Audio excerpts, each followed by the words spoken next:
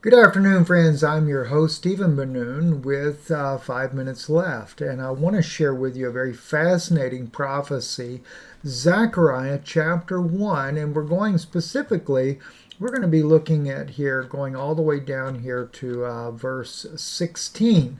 Now, in this video here, you will see a Messianic rabbi, not Messianic, but a rabbi in Israel proclaiming that this is about to be fulfilled. Listen in. Therefore, thus said Hashem, I have returned to Jerusalem, Yerushalayim, in mercy. That means through the gate of mercy. My temple will be rebuilt in it. We believe Zechariah.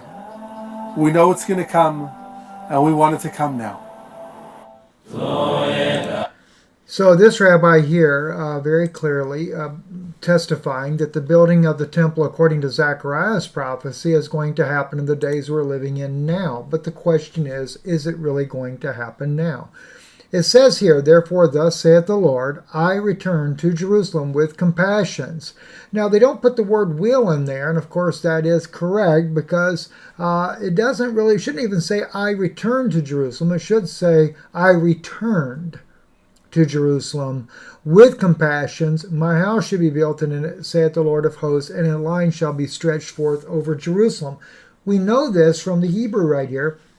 Lechen ko amar Yehovah, Shabati, or Shavati, which means I have, from the word shuv, returned. I have returned, is what God says, and my house shall be built in it, saith the Lord of hosts. Now, a lot of scholars try to put Zechariah's prophecy at the time about 5 years before the starting of the building of the second temple.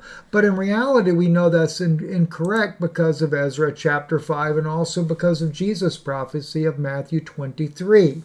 In Ezra chapter 5, we read here, Now the prophets, Haggai the prophet, and Zechariah the son of Iddo, prophesied unto the Jews that were in Judah and Jerusalem. In the name of the God of Israel prophesied they unto them.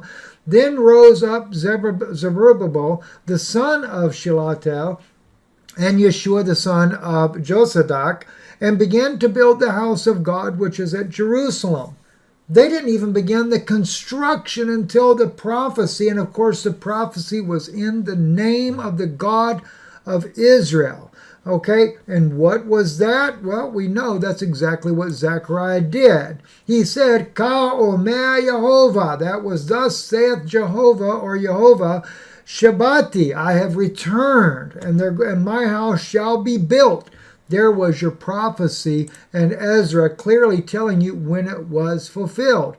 Then Jesus has this interesting this interesting saying in Matthew 23, when he says to the Pharisees, You serpents, you generation of vipers, how can you escape the damnation of hell?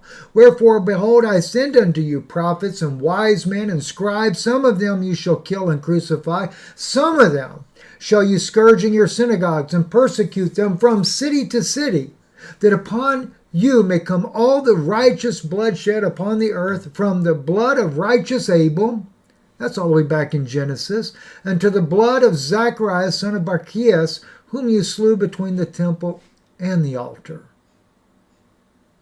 He actually prophesied it according to what Ezra said. Haggai was with him, and they killed him between the temple and the altar.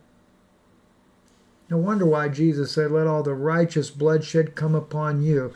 And he accused who? The Pharisees, when he said, You serpents and you vipers. He said, Fill you up the measure of your fathers. Don't forget, the Edomians, the Edomites, who had married in amongst the reptilians, were all commingled together, going all the way back to the time of Solomon. I'm Stephen Benoon, your host with 5 minutes left. Thank you for watching.